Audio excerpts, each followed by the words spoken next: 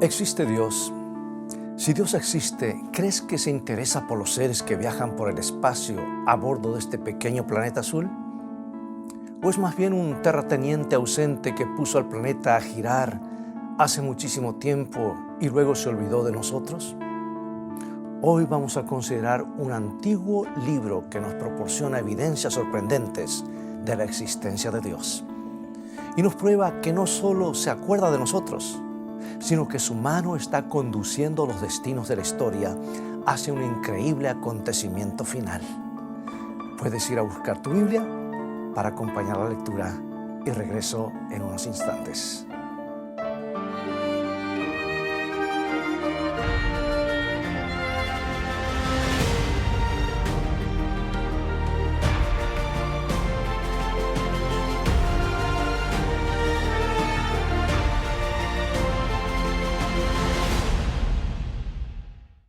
El duque de Wellington y Napoleón Bonaparte tenían algo en común y muchas cosas en común. Ambos habían nacido en una isla en 1769. Ambos habían perdido a sus padres a edad temprana y ambos tenían 4 hermanos y 3 hermanas. Ambos habían asistido a la escuela militar en Francia a la misma vez. Se habían destacado en matemáticas y se habían graduado como tenientes coroneles con un solo día de diferencia. Pero lo más importante es que ambos son recordados por lo que sucedió en la batalla de Waterloo. Estaban emparentados con historias de vida semejantes, una educación similar y ejércitos parecidos. Pero Napoleón perdió y el duque de Wellington ganó. Ahora, si le preguntas a un historiador por qué sucedió de esta manera, señalará varios motivos. Primero te dirá: el terreno en el que estaban peleando era del tipo que le gustaba a Wellington, o sea que se sentía más en casa. O por decirlo de una manera más práctica. Segundo, Napoleón no contaba con el ejército prusiano, que ese ejército se desviaría más de 25 kilómetros de su ruta para agregarse al combate. Y finalmente, algunos historiadores señalan que Napoleón ya no tenía el mismo valor y la misma energía que lo caracterizaron antes de su exilio. O sea que hay muchas ideas para explicar la derrota de Napoleón. Pero en lo que todos están de acuerdo es que en que hubiera podido ganar y el mapa de Europa sería bastante distinto si lo hubiera hecho. Pero algo inclinó la balanza decididamente en favor de Wellington y no fue la estrategia o la coincidencia, o el tamaño de los ejércitos, o la fatiga, o el clima, o alguna otra cosa. Fue algo más, amigos. Había una mano invisible que no permitió el triunfo napoleónico. Es que algo había sucedido 2500 años antes en el dormitorio de un antiguo rey babilónico, que había soñado por anticipado lo que sucedería aquel día en Waterloo. La Biblia menciona en el libro de Daniel capítulo 2, versículo 1, lo siguiente: y en el segundo año del reinado de Nabucodonosor, tuvo Nabucodonosor sueños y se perturbó su espíritu y se le fue el sueño. Era la medianoche y el hombre más poderoso de la tierra se despertó abruptamente, bañado en sudor frío, el corazón acelerado, la almohada empapada por la transpiración. Aunque había estado muchas veces en el campo de batalla y aunque había visto la muerte cara a cara, ahora estaba aterrorizado por un simple sueño. Salió de la cama y convocó de emergencia a los más reputados consejeros de su imperio, hombres que se vanagloriaban de conocer los secretos del universo. Y la Biblia continúa diciendo lo que registra Daniel 2, 2 al 4. Hizo llamar el rey a magos, astrólogos, encantadores y caldeos para que le explicasen sus sueños. Vinieron, pues, y se presentaron delante del rey. Y el rey les dijo: he tenido un sueño, y mi espíritu se ha turbado por saber el sueño. Entonces hablaron los caldeos al rey en lengua aramea: Rey, para siempre vive. Di el sueño a tus siervos y te mostraremos la interpretación.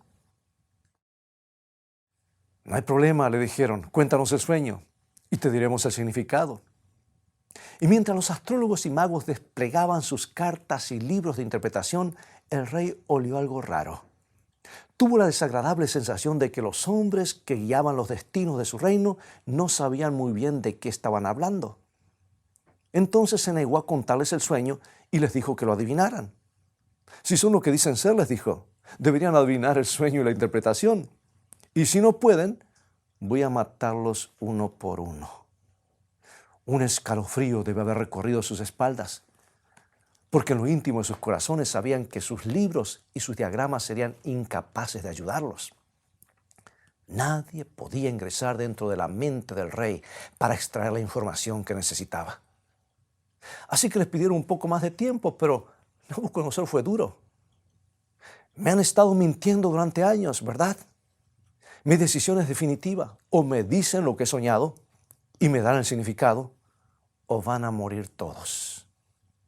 Y la Biblia nos cuenta la historia con estas palabras. Daniel 2, 10 al 12. Los caldeos respondieron delante del rey y dijeron, no hay hombre sobre la tierra que pueda declarar el asunto al rey.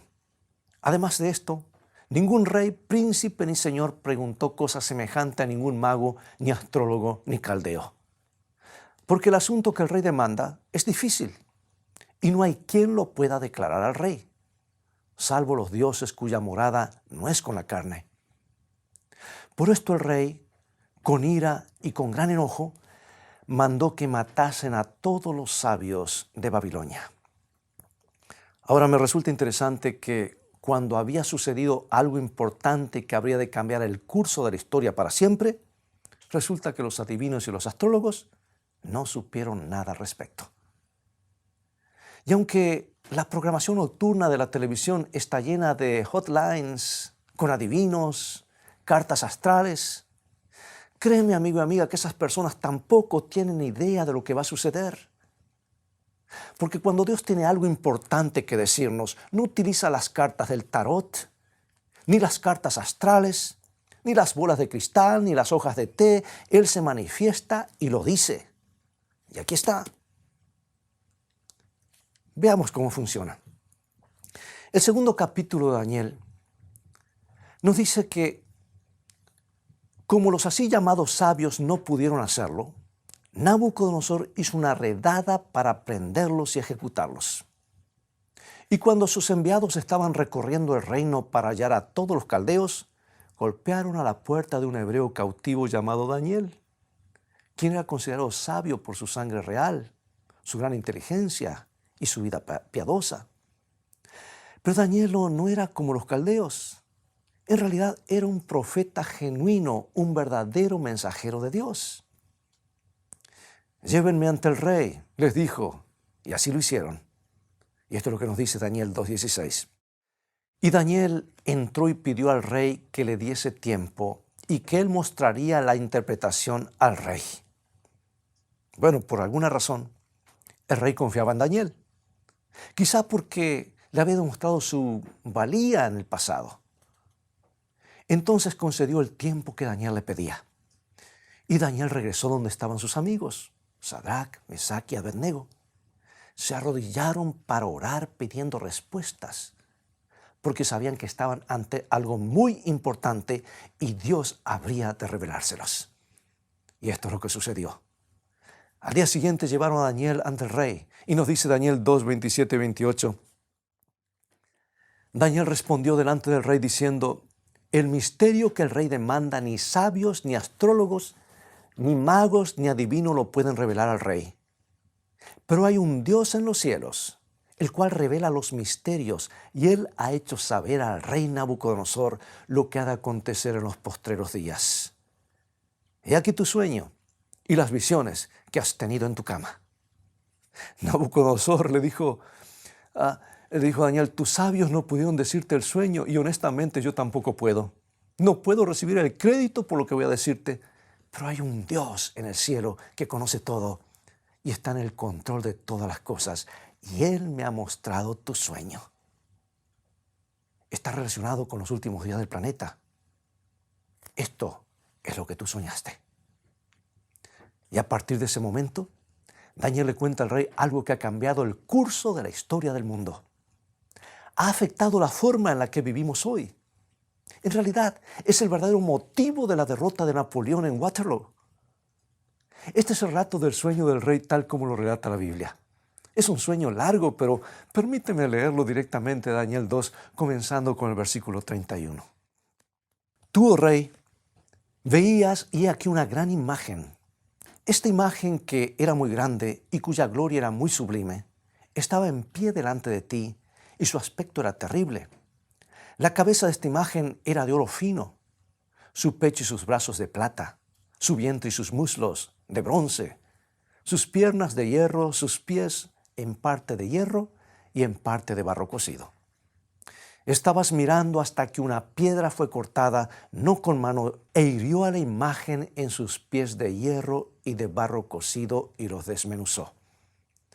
Entonces fueron desmenuzados también el hierro, el barro cocido, el bronce, la plata y el oro, y fueron como tamo de las eras del verano, y se los llevó el viento, sin que de ellos quedara rastro alguno. Mas la piedra que hirió a la imagen fue hecha un gran monte que llenó toda la tierra. Y trato de imaginarme que Nabucodonosor saltó de emoción. Eso es, Daniel, eso es, no puedo creerlo. Es exactamente lo que soñé. Era una estatua gigante, hecha de diferentes metales. Tenía una cabeza de oro, pechos y brazos de plata, muslos de bronce, piernas de hierro y pies de barro, y una roca gigante voló por el cielo y la hizo añicos. Entonces el viento desparramó los despojos y la roca creció hasta llenar toda la tierra. Eso es exactamente lo que soñé. Pero ¿qué significa ese sueño? Déjame decirte el significado. Lo que vamos a leer nos prueba más allá de toda sombra de duda de que no estamos solos en el universo, amigo y amiga. Porque con cientos y miles de años de anticipación, la Biblia predijo el surgimiento y la caída de los grandes imperios mundiales y nos demuestra fehacientemente que nada está librado al azar. La mano invisible de Dios conduce los asuntos humanos. Y esto es lo que Daniel le dijo al rey. Está en Daniel 2, 37 y 38. Tú, oh rey, eres rey de reyes, porque el Dios del cielo te ha dado el reino, poder, fuerza y majestad. Y donde quiera que habitan hijos de hombres, bestias del campo y aves del cielo, Él los ha entregado en tu mano y te ha dado el dominio sobre todo. Tú eres aquella cabeza de oro. La cabeza de oro de la estatua representa a Nabucodonosor y el imperio babilónico.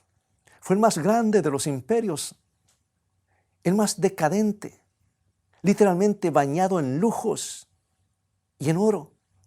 La cabeza de oro de todos los imperios, pero no duraría para siempre. Y Daniel continúa, Daniel 2:39, primera parte. Y después de ti se levantará otro reino inferior al tuyo. La historia nos cuenta que el imperio babilónico se derrumbó cuando los medos y los persas tomaron la ciudad en el año 539 a.C. Y no importó que fueran menos hábiles para la guerra que los babilonios, porque una mano invisible había inclinado la balanza en su favor. Y la historia seguirá inexorablemente el curso que Dios decida, y Él tiene un destino muy específico en mente. Los medos y los persas, representados por el pecho y los brazos de plata, gobernaron el Medio Oriente hasta el 331 a.C., cuando otro ejército lo destruyó. Y según la Biblia, esto fue como lo menciona Daniel, exactamente como lo menciona Daniel 2:39, la segunda parte. Un tercer reino de bronce, el cual dominará sobre toda la tierra.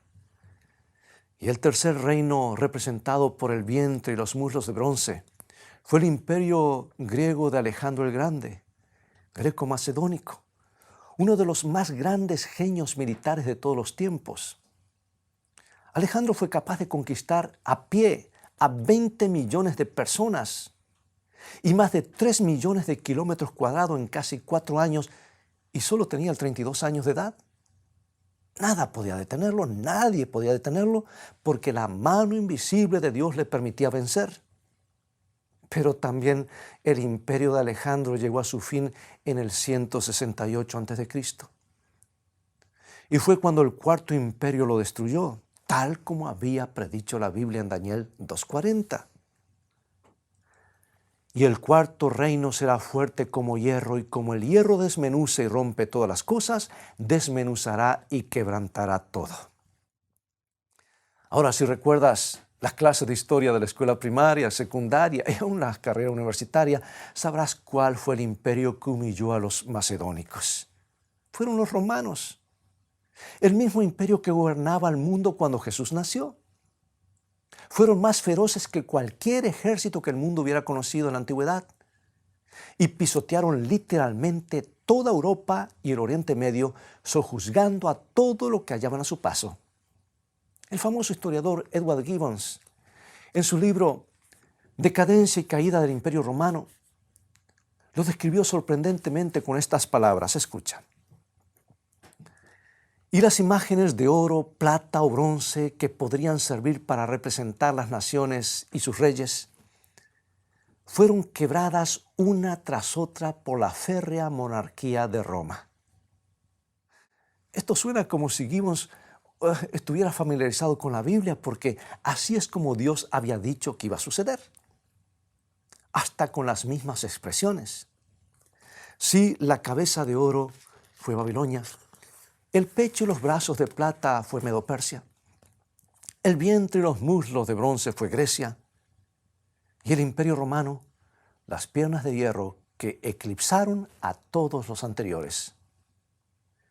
Y por la intervención de la mano invisible de Dios, nadie pudo hacer frente al ejército romano. Pero resulta que también Roma habría de caer. Y ahora quiero que prestes mucha atención, porque vamos a ver el verdadero motivo de la derrota de Napoleón. ¿Estás listo? Aquí va. Daniel 2, 41 al 43. Y lo que viste de los pies y los dedos, en parte de barro cocido de alfarero y en parte de hierro, será un reino dividido, mas habrá en él algo de la fuerza del hierro, así como viste hierro mezclado con barro cocido.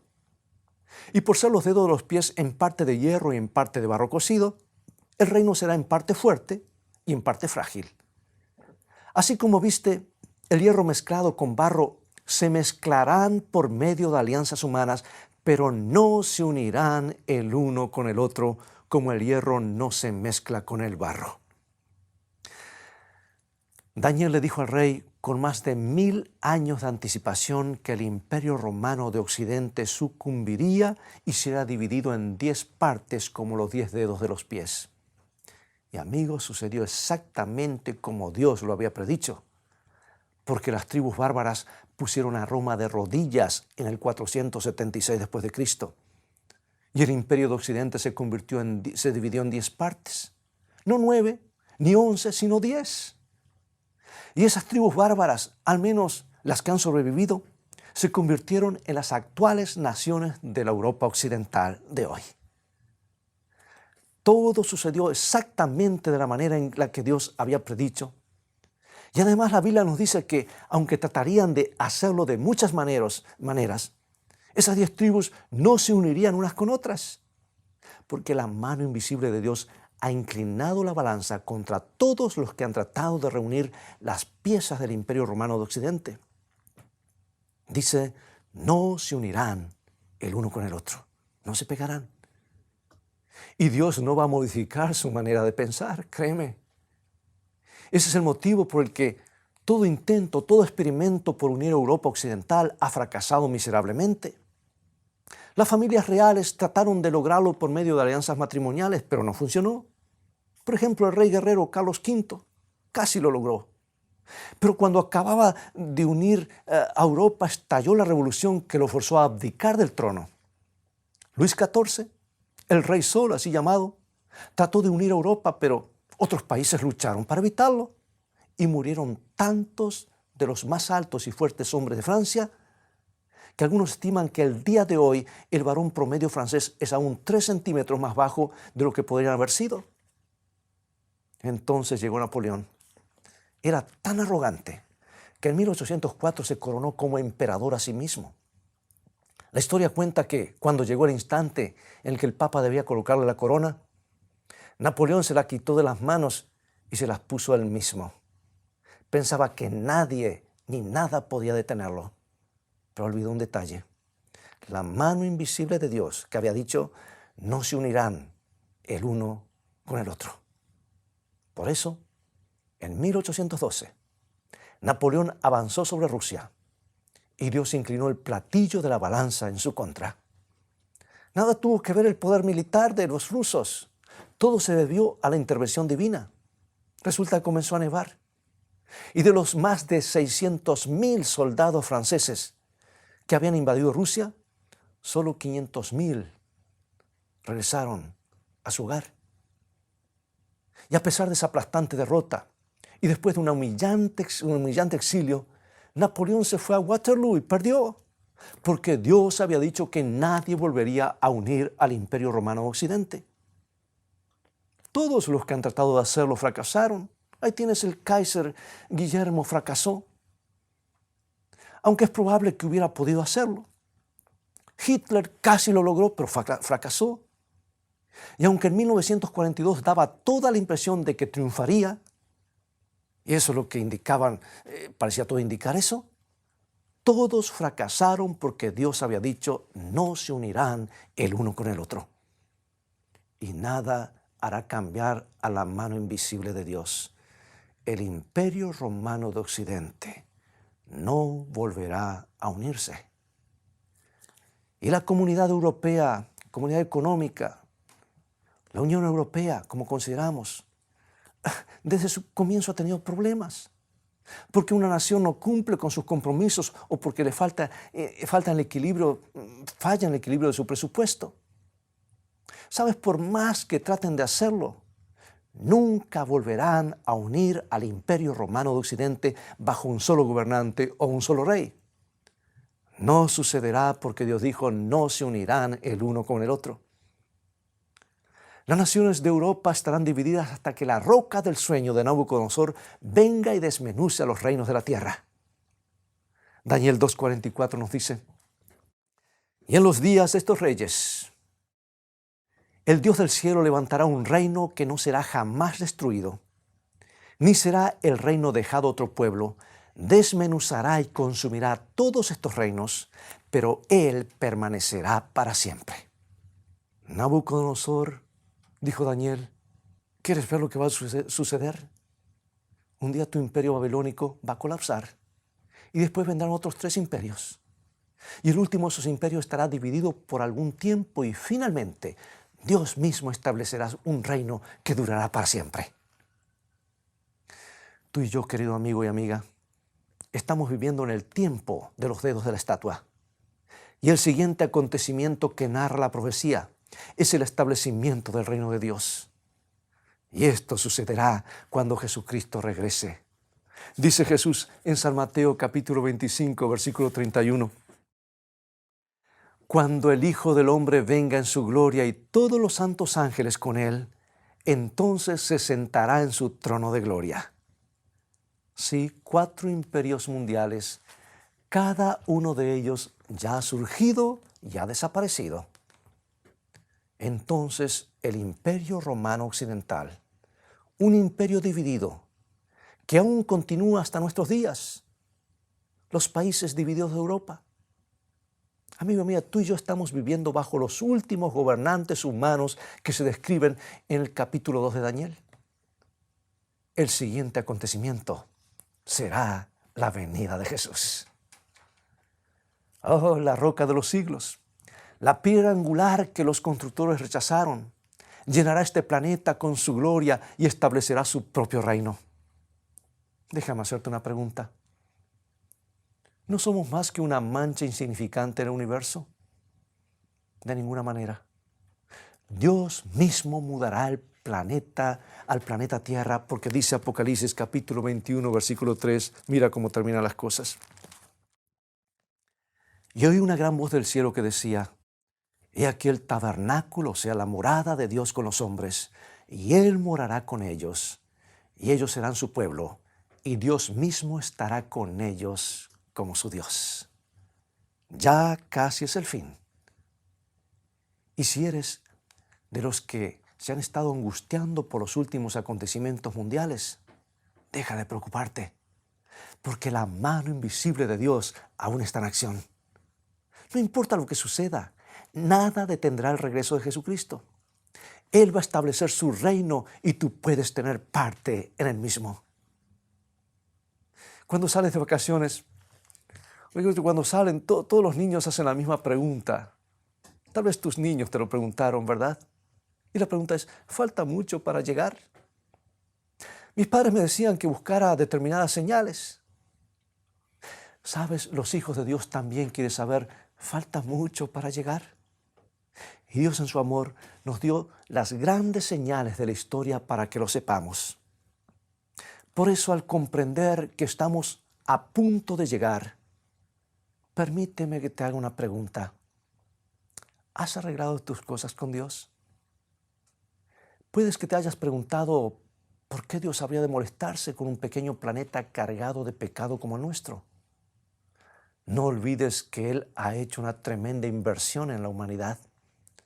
La compró con su propia sangre y Jesús se hizo como uno de nosotros, parte de la raza humana. Y su mayor deseo es venir a poner fin a los reinos de este mundo y establecer el suyo propio. ¿Quisieras colocar tu vida y tu futuro en las manos de Dios ahora mismo? Acompáñame a orar. Señor, la condición del mundo nos hace sentir que el tiempo se acaba. Anhelamos que Jesús regrese y establezca su reino porque estamos cansados de los gobiernos humanos. Nuestros ojos hoy están fijos en Jesús. Queremos conocerlo mejor y amarlo aún más. Guíanos en el estudio de tu palabra para que podamos estar preparados cuando Él venga. Lo pedimos en el nombre de Jesús. Amén. Bien, ha llegado el momento de despedirnos y apenas hemos tenido tiempo de dar un ligero vistazo al segundo capítulo de Daniel. Pero hay mucho más para aprender en este antiguo libro profético que nos da las bases para una mejor comprensión de la profecía bíblica. Si quieres tener más material para meditar, para estudiar, visítanos en nuestra página web escritoestá.tv, donde encontrarás una gran cantidad de recursos para el estudio de la Biblia. También puedes mirar la transmisión de otros programas de Escrito Está en forma totalmente gratuita y tendrás la oportunidad de comprender la Biblia como nunca antes. Dios te bendiga y te guarde y recuerda, escrito está, no solo de pan vivirá el hombre, sino de toda palabra que sale de la boca de Dios.